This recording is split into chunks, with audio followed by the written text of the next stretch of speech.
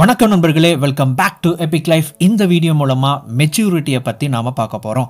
Maturity அப்படின்னா என்ன, அதனுடைய வகைகள் என்ன, மெச்சூராக நடந்துக்கிறதுக்கும் இம்மெச்சூராக நடந்துக்கிறதுக்குமான வித்தியாசங்கள் என்ன, இம்மெச்சூராக நடந்துக்கிறவங்க என்ன பண்ணுவாங்க, மெச்சூரிட்டியோடு இருக்கிறவங்க என்ன பண்ணுவாங்க அப்படிங்கிற வித்தியாசத்தை பார்க்க போகிறோம். அதோடு நீங்கள் மெச்சூர் ஆகணும் அப்படின்னா, நீங்கள் முதிர்ச்சி நிலை அடையணும் அப்படின்னா அதற்கு நீங்கள் பின்பற்ற வேண்டிய 5 விஷயங்கள் என்ன அப்படிங்கிற இந்த அத்தனை விஷயங்களையும் இந்த ஒரு வீடியோவில் நம்ம பார்க்க போகிறோம். முதல்ல மெச்சூரிட்டி அப்படின்னா என்ன? ஒரு சில பேர் பார்த்தீங்கன்னா நல்லா வளர்ந்துருப்பாங்க, அவங்களுக்கு வயசு கம்மியாக இருக்கும், ஆனால் பெரிய ஆள் மாதிரி தெரிவாங்க. இது நம்ம மெச்சூரிட்டி அப்படின்னு சொல்லுவோம். இது ஃபிசிக்கல் லெவலில் இருக்கக்கூடிய மெச்சூரிட்டி, இந்த உடல் அளவில் இருக்கக்கூடிய இந்த முதிர்ச்சி. இது உடல் அளவில் ஏற்படக்கூடிய முதிர்ச்சி, மெச்சூரிட்டி. பட் இந்த மெச்சூரிட்டியை விட ரொம்ப முக்கியமான ஒரு விஷயம் இருக்குது. அது என்ன அப்படின்னா, மனசளவில் நாம் மெச்சூர் ஆகணும். சரி, உண்மையாகவே நம்ம மனசளவில் மெச்சூர் ஆகணும் அப்படின்னா நமக்கு ஒரு 70-80 வயசு இருக்கணும், நம்ம தாத்தா பாட்டியாக இருக்கணும் அப்படின்லாம் அவசியம் கிடையாது. இந்த மெச்சூராக நடந்துக்கிறதுக்கும் வயசுக்கும் எந்த விதமான சம்பந்தமும் இல்லை. ஒரு சில பேரை பார்த்தீங்கன்னா சின்ன வயசுலேயே ரொம்ப மெச்சூராக நடந்துக்குவாங்க. ஒரு சில பேர் பார்த்தீங்கன்னா வயசானதுக்கு அப்புறம் சின்ன குழந்தை மாதிரி சின்ன பிள்ளை மாதிரி நடந்துக்குவாங்க. இதுக்கான காரணம் என்ன அப்படின்னா, மெச்சூரிட்டி அப்படிங்கிறதுக்கும் வயசுக்கும் சம்மந்தம் இல்லை. சில பேர் மெச்சூர் ஆகிறாங்க, சில பேர் மெச்சூர் ஆகிறது இல்லை. இதுக்கு பலவிதமான காரணங்கள் இருக்குது. அது அவங்களுடைய லைஃப் ஸ்டைல், வாழ்க்கை முறை காரணமாக, அவங்க வளர்ந்த சூழல் காரணம், இந்த மாதிரி நிறைய காரணங்களை சொல்லிக்கிட்டே போகலாம். பட் இப்போ மெச்சூரிட்டி அப்படின்னா என்ன? உயர்நிலையில் சிந்திக்கவும் பேசவும் சூழ்நிலைகளுக்கு ஏற்ப சரியாக செயல்படும் தன்மையே முதிர்ச்சி, அதாவது மெச்சூரிட்டி. சரி, இந்த மெச்சூரிட்டியாக இருக்கிறவங்க எப்படி இருப்பாங்க அப்படின்னா, ஒரு 3 எக்ஸாம்பிள் இப்போதைக்கு பார்க்கலாம். ரெஸ்பான்சிபிலிட்டியோடு நடந்துக்குவாங்க, பொறுப்பெடுத்துக் கொள்வார்கள். 2வது, ஹேண்டிலிங் லைஃப், வாழ்க்கையில் இருக்கக்கூடிய பல விஷயங்களை இவங்க கையாள்வாங்க. அடுத்தது, பர்பஸ்ஃபுல்லான ஒரு லைஃப்பை அவங்க லீட் பண்ணுவாங்க. அவங்களுடைய வாழ்க்கையில் அவங்க செய்கிற ஒவ்வொரு விஷயத்துக்கும் ஏதாவது ஒரு காரணமும் நோக்கமும் இருக்கும். அதை வச்சு தான் அவங்க லைஃப்பை அவங்க டிரைவ் பண்ணுவாங்க. இதுதான் ஒரு மெச்சூரிட்டியோடு இருக்கக்கூடிய ஒரு நபர் செய்யக்கூடிய விஷயங்கள்.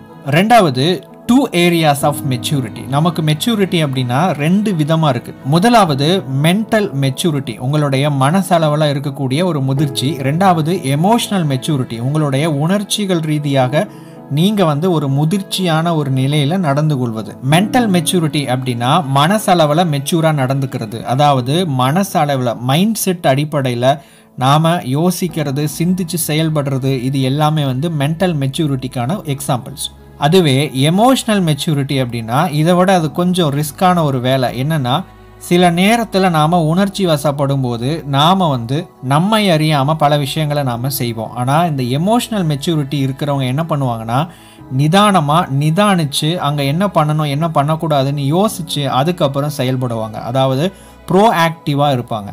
சரி, இப்போது இம்மெச்சூரான பர்சன்ஸ் எப்படி இருப்பாங்க, எப்படி நடந்துக்குவாங்க அப்படின்னு சில உதாரணங்களை பார்க்கலாம். அவங்க நான் ரொம்ப மெச்சூராக இருக்கிறேன் அப்படின்னு நினச்சிக்கிட்டு அவங்களே நிறைய விஷயங்களை செய்ய ஆரம்பிச்சிருவாங்க. அவங்களுக்குள்ள ஒரு ஹெட் வெயிட் இருக்கும். நான் மெச்சூராக இருக்கிறேன், எனக்கு எல்லாம் தெரியும் அப்படிங்கிற ஒரு மனநிலை இருக்கும். அடுத்தது, அவங்க ட்ரெண்டை ஃபாலோ பண்ணிக்கிட்டே இருப்பாங்க. இப்போ என்ன ஓடிக்கிட்டு இருக்குதோ அந்த ட்ரெண்டுக்கு தகுந்த மாதிரி அவங்களும் மாறிக்கிட்டே இருப்பாங்க. அதே மாதிரி அவங்க பேசுறதுக்கு முன்னாடி யோசிக்க மாட்டாங்க, யோசிக்காமல் எல்லாத்தையுமே பேசிடுவாங்க. மற்றவங்களுடைய ஃபீலிங்ஸை இவங்க உதாசீனப்படுத்துவாங்க. பல நேரத்தில் மற்றவங்களுடைய ஃபீலிங்ஸை பற்றி நினைக்கிறதுக்கு பதிலாக அவங்களுடைய ஃபீலிங்ஸுக்கு மட்டுமே முக்கியத்துவம் கொடுப்பாங்க. அவங்கள பற்றி மட்டுமே நினச்சிட்டு செல்ஃபிஷாக இருப்பாங்க. உணர்ச்சி வசப்படும் போதெல்லாம் அவங்க என்ன பேசணும் என்ன செய்யணும் அப்படின்னு தெரியாமல் உணர்ச்சி வசத்தில் அவங்க பாட்டுக்கு செய்ய ஆரம்பிச்சிருவாங்க. அதோடு அவங்க ஓவர் ரியாக்டும் பண்ணுவாங்க. இந்த இம்மெச்சூரிட்டி இருக்கக்கூடிய நபர்கள் என்ன பண்ணுவாங்க அப்படின்னா, அவங்க அதிகமாக பேசுறதுக்கு விரும்புவாங்க, கேட்கறதுக்கு விரும்ப மாட்டாங்க. அதோடு அவங்க நிறைய பொய்யான வாக்குறுதிகளை, ஃபேக் ப்ராமிசஸை கொடுத்துக்கிட்டே இருப்பாங்க. கம்பேர் பண்ணிக்கிட்டே இருப்பாங்க, தன்னை மற்றவங்களோடு நிறையா கம்பேர் பண்ணிக்கிட்டே இருப்பாங்க. பொறாமைகள் அவங்களுக்குள்ள அதிகமாக இருக்கும். அதோடு அவங்களுடைய தலைவிதியை நினச்சோ இல்லை மற்ற நிறைய விஷயங்களை பற்றி குறை சொல்லிக்கிட்டே இருப்பாங்க, குற்றம் கண்டுபிடிச்சிக்கிட்டே இருப்பாங்க. அவங்களுக்குள்ள ஒரு ஃபேக்னஸ் இருக்கும். இந்த ஃபேக்னஸ் அப்படிங்கிறது என்ன அப்படின்னா, நான் ஒரு உண்மையான ஒரு பொசிஷனை அடையிறதுக்கு முன்னாடியே நான் அதை அடைஞ்சிட்ட மாதிரியே நான் அதை பொய்யா ஒரு மாயையான ஒரு தோற்றத்தை வெளிப்படுத்திக்கிட்டே இருக்கிறது. அடுத்தது அவங்களுக்கு வந்து செல்ஃப் எஸ்டீம் அப்படிங்கிறது சுய மதிப்பீடு ரொம்ப குறைவாக இருக்கும். இதுதான் வந்து இம்மெச்சூராக இருக்கக்கூடிய முதிர்ச்சியற்ற நிலையில் இருக்கக்கூடிய நபர்கள் செய்யக்கூடிய விஷயங்கள். இப்போ முதிர்ச்சி அடைந்த நிலையில் இருக்கக்கூடிய நபர்கள் என்ன செய்வாங்க? மெச்சூர் பர்சன்ஸ்க்கான சைன்ஸ் என்ன, சிம்டம்ஸ் என்ன அப்படின்னா அவங்க வந்து ஒரு பர்பஸோட வாழ்வாங்க. அவங்க எந்த ஒரு விஷயத்தை செஞ்சாலும் எந்த ஒரு விஷயத்தை செய்ய போறதுக்கு முன்னாடியும் அவங்களுக்கு ஒரு நோக்கம் இருக்கும். அடுத்தது அவங்க ஒரு விஷயத்த பேசுறதுக்கு முன்னாடி நல்லா யோசிச்சுட்டு தான் வந்து பேசுவாங்க. அவங்க என்ன பேசுறாங்கன்னு தெரிஞ்சுதான் பேசுவாங்க. மற்றவங்களை நல்லாவே புரிஞ்சு வச்சிருப்பாங்க, புரிஞ்சுக்கிறதுக்கு முயற்சி பண்ணுவாங்க. அவங்க வந்து ஒரு எமோஷனல் ஃபூலாக இருக்க மாட்டாங்க, உணர்ச்சி வசப்படக்கூடிய ஒரு முட்டாளாக இருக்க மாட்டாங்க. அவங்க வந்து அவங்களுடைய எமோஷன்ஸை கண்ட்ரோல் பண்ணுவாங்க. உணர்ச்சி வசப்படாமல் அல்லது உணர்ச்சி வசப்பட்டா கூட அதை வந்து அவங்களுக்கு கண்ட்ரோல் பண்ணக்கூடிய தன்மை இருக்கும். அவங்களுடைய மைண்ட் வந்து காமாக இருக்கும். காம் மைண்ட் அப்படிங்கிறது இந்த இடத்துல என்னன்னா ஒரு விதமான பொறுமை. அதாவது அவங்களுடைய கோல்ஸை அச்சீவ் பண்ணுறதுக்கு டைம் எடுக்கும் அப்படின்னாலும் கூட அதுக்கு டைம் இருக்குது அப்படின்னு சொல்லிட்டு அவசரப்படாமல் ரொம்ப பொறுமையாக இருப்பாங்க. எனக்கு இப்போவே எல்லாமே கிடைக்கணும் அப்படின்னு அவசரப்பட மாட்டாங்க. அடுத்தது அவங்க வந்து அதிகமாக கேட்கறதுக்கும் கற்றுக்கிறதுக்கும் முயற்சி பண்ணுவாங்க. அதிகமாக பேசுகிறத வந்து தவிர்ப்பாங்க. இந்த இடத்துல அதிகமாக அப்படிங்கிறது எதை மீன் பண்ணுது அப்படின்னா தேவையில்லாத விஷயங்களை பேசுறதுக்கு பதிலாக தேவையான விஷயங்களை கேட்கறதுக்கு அதிகமாக இம்பார்ட்டன்ஸ் கொடுப்பாங்க. அவங்களுடைய வாக்குறுதிகளை என்றைக்குமே மறக்காமல் நிறைவேற்றுவதற்கு அவங்க எப்போவுமே வந்து முயற்சி பண்ணிக்கிட்டே இருப்பாங்க. அவங்களுடைய மைண்டையும் அவங்களுடைய ஆரோக்கியத்தையும் ரிலேஷன்ஷிப்பையும் அவங்களுடைய ப்ரொஃபஷனையும் அவங்களுடைய அறிவையும் டெவலப் பண்ணிக்கிட்டே இருக்கிறதுக்கு ஆர்வம் உள்ளவங்களாக இருப்பாங்க. கடைசியாக ரொம்ப முக்கியமானது என்ன அப்படின்னா அவங்க வந்து ரொம்ப ரெஸ்பான்சிபிளாக இருப்பாங்க, பொறுப்பெடுத்து கொண்ட ஒரு நிலையில் இருப்பார்கள். இதுதான் வந்து மெச்சூர் பீப்புளுக்கு இருக்கக்கூடிய ஒரு சைன். சரி, இப்போ இந்த 2 விஷயங்களை நம்ம பார்த்தோம். மெச்சூர் பீப்புளுக்கான சைன், இம்மெச்சூர் பீப்புளுக்கான சைன். இதில் இருக்கக்கூடிய கேரக்டர்ஸ் உங்களுக்கு பொருந்துதா அப்படின்னு பாருங்க. இப்போ நீங்க மெச்சூரா நடந்துக்கணும் அல்லது நீங்க மெச்சூரிட்டியை அச்சீவ் பண்ணணும் அப்படின்னு நீங்க நினைச்சீங்கன்னா அதுக்கு நீங்க ஃபாலோ பண்ண வேண்டிய 5 விஷயங்களை இப்போ பார்க்கலாம். Number 1, don't think you are mature. இதுதான் முதல் விஷயம். நான் வந்து மெச்சூராக இருக்கிறேன் அப்படின்னு நினைக்காதீங்க. எப்போவுமே வந்து பார்த்தீங்கன்னா நம்ம வந்து ஒரு வளர்ந்துட்டோம், நம்ம வந்து ஒரு பெரிய ஆள் ஆகிட்டோம், நம்ம வந்து ஒரு முதிர்ச்சி அடைந்த நிலையில் இருக்கிறோம் அப்படின்னு வந்து நினைக்காதீங்க. எப்போவுமே எல்லாத்துக்குமே ஆர்வம் உடையவராக இருங்க. எல்லாத்தையும் கற்றுக்கணும், தெரிஞ்சுக்கணும் அப்படிங்கிற ஆர்வம் உடையவராக இருங்க. பல நேரத்தில் நம்ம எதிரில் இருக்கக்கூடிய ஒரு நபருக்கு நம்மளோட ஏதாவது ஒரு விஷயம் புதுசாக தெரிஞ்சிருக்கலாம். அதனால் எப்போவுமே நான் வந்து மெச்சூராக இருக்கிறேன் அப்படிங்கிற எண்ணத்தை தவிர்த்துட்டு வாழ ஆரம்பிங்க. மெச்சூராக இருக்கிறதுக்கான அடிப்படை தகுதியே இதுதான். Number 2, B proactive not reactive. Reactive அப்படின்னா என்னன்னா நிறைய பேர் ஒரு சம்பவம் நடந்த உடனேயே டக்குன்னு அதுக்கு ரியாக்ட் பண்ணுவாங்க. இது வந்து சம்திங் சப்கான்ஷியஸ், அவங்களுடைய ஆழ்மன ரீதியாக அவங்க வந்து செயல்படுறாங்க. ப்ரோஆக்டிவ் அப்படிங்கிறது என்னன்னா அவங்க நிதானிச்சு இந்த சிச்சுவேஷனுக்கு நாம எப்படி செயல்படணும்னு யோசிச்சு செயல்படுவாங்க. இந்த விஷயத்த ப்ராக்டிக்கலாக செய்யறது வந்து பார்த்தீங்கன்னா ரொம்பவே வந்து ட்ரிக்கியான ஒரு விஷயம். என்ன காரணம் அப்படின்னா ஒரு விஷயத்துக்கு உடனே கொந்தளிக்காம நிறுத்தி நிதானமாக ஆராய்ச்சி பண்ணி அதுக்கப்புறம் நம்ம பேசுறதோ நடந்துக்கிறது அப்படிங்கிறத வந்து சாதாரணமான ஒரு விஷயம் இல்லை. ஆனால் இது வந்து செய்ய முடியாத ஒரு விஷயமும் இல்லை அப்படிங்கிறத ஞாபகம் வச்சுக்கோங்க. அடுத்த முறை உங்களுக்கு ஏதாவது ஒரு ப்ரெஷரான ஒரு சிச்சுவேஷன், கொஞ்சம் டஃப்பான சிச்சுவேஷன் உங்களுக்கு அமையுது அப்படின்னா நீங்கள் செய்ய வேண்டிய ஒரு விஷயம், உங்களுக்குள்ள என்ன நடக்குது அப்படின்னு ஒரு கேள்வி கேளுங்க. எனக்குள்ள இப்போ என்ன நடக்குது, நான் இப்போ எதை யோசிச்சுக்கிட்டு இருக்கிறேன், நான் யோசிச்சுக்கிட்டு இருக்கிறது சரியா தவறா அப்படிங்கிற இந்த 3 கேள்விகளை வந்து கேட்கறதுக்கு முயற்சி பண்ணுங்க. நீங்க செல்ஃப் அவேர்னஸோட, அதாவது சுய விழிப்புணர்வோடு நீங்க இருந்தா மட்டும்தான் இந்த 2வது விஷயத்த உங்களால செய்ய முடியும். சுய விழிப்புணர்வு அப்படின்னா உங்களுக்குள்ள என்ன நடக்குது அப்படிங்கிறது உங்களுக்கு தெரிஞ்சுக்கிட்டே நடந்துச்சுன்னா சுய விழிப்புணர்வோடு இருக்கிறீங்க அப்படின்னு அர்த்தம். Number 3, understand emotions and control them.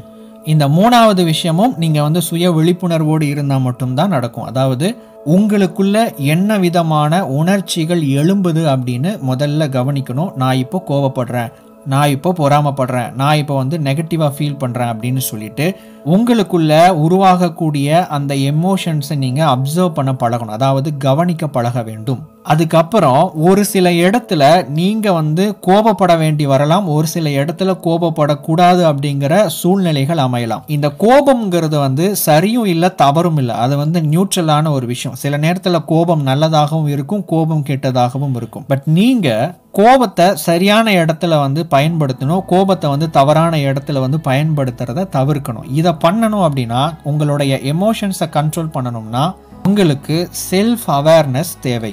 சரி, இந்த செல்ஃப் அவேர்னஸை எப்படி கொண்டு வரலாம் அப்படின்னா, தினமுமே உங்களை கொஞ்ச நேரம் கவனிச்சு பாருங்க. உங்களுக்குள்ள என்ன நடக்குது, நீங்க என்ன யோசிக்கிறீங்க, நீங்க உங்களோட என்ன பேசிக்கிறீங்க அப்படின்னு சொல்லிட்டு கவனிச்சுக்கிட்டே வாங்க. கொஞ்ச நாளுக்கு அப்புறம் நீங்க ரியாக்டிவா நடக்கக்கூடிய சிச்சுவேஷன்ல உங்களுடைய மைண்ட் உங்களை கவனிச்சு உங்களுக்குள்ள இப்படி நடக்குது அப்படின்னு சொல்லிட்டு உங்களுக்கு சிக்னல் கொடுக்கும். Number 4, stay away from drama. அது என்னங்க ட்ராமா, நாடகம் அப்படின்னு நீங்கள் கேட்கலாம். இந்த இடத்துல நாடகம் அப்படிங்கிறது என்னென்னா, ஒரு சின்ன குழந்தை இருக்குது அப்படின்னா தான் விரும்புகிற ஒரு பொருளை அவங்க அப்பா அம்மா கிட்டேருந்து வாங்கிறதுக்கு ஒரு ட்ராமா பண்ணும். அந்த மாதிரி இந்த மாதிரி அப்படின்னு சொல்லிட்டு ஒரு ட்ராமா பண்ணும் பார்த்தீங்களா. இதே மாதிரி நாம் வளர்ந்ததுக்கு அப்புறமும் நிறையா ட்ராமாவை நம்ம சுற்றி இருக்கிறவங்க கிட்ட நம்ம பண்ணிக்கிட்டே இருப்போம். அதுவும் எஸ்பெஷலி நம்மளுடைய ரிலேஷன்ஷிப்பில் இந்த விஷயங்களை நம்ம பண்ணிக்கிட்டே இருப்போம். இந்த ட்ராமாவை தவிர்க்கிறதுக்கு முயற்சி பண்ணுங்க, ஆத்தென்டிக்காக இருங்க. Last but not least, number 5, take responsibility, don't blame. மற்றவங்களுடைய விஷயத்தை குறை சொல்லிக்கிட்டு இவங்கனால தான் எனக்கு அது நடக்கல, இந்த மாதிரி நடந்ததுக்கு மற்றவங்க தான் காரணம் அப்படின்னு சொல்லிட்டு மற்றவங்க மேலே பழி போடாமல் நீங்கள் உங்களுடைய வாழ்க்கையை நீங்கள் பொறுப்பெடுத்துக் கொள்ளுங்கள். ஸோ இந்த 5 விஷயங்களை நீங்கள் ஃபாலோ பண்ண ஆரம்பிச்சிங்க அப்படின்னா உங்களுக்குள்ள மெச்சூரிட்டி அப்படிங்கிறது படிப்படியாக அதிகமாகும். சரி, மெச்சூரிட்டி அதிகமான என்ன நடக்கும் அப்படின்னா, உங்களை சுற்றி இருக்கிறவங்க எல்லாருமே உங்களை கவனிக்க ஆரம்பிப்பாங்க. அவர்களை அறியாமல் ஒரு விதமான மரியாதையை உங்கள் மேலே செலுத்த ஆரம்பிப்பாங்க. நீங்கள் உங்களை ஒரு பெரிய ஆளாக பார்க்க ஆரம்பிச்சிருவாங்க. என்ன ரீசன்? நீங்கள் ஒரு மெச்சூரான பர்சன் அப்படிங்கிறத அவங்க புரிஞ்சுக்கிட்டதுனால. ஸோ இந்த வீடியோவில் உங்களுக்கு மிகவும் பிடித்த குறிப்பு எது அப்படின்னு சொல்லிட்டு கீழே கமெண்ட் செக்ஷனில் பதிவு பண்ணுங்கள். தேங்க்ஸ் ஃபார் வாட்சிங்.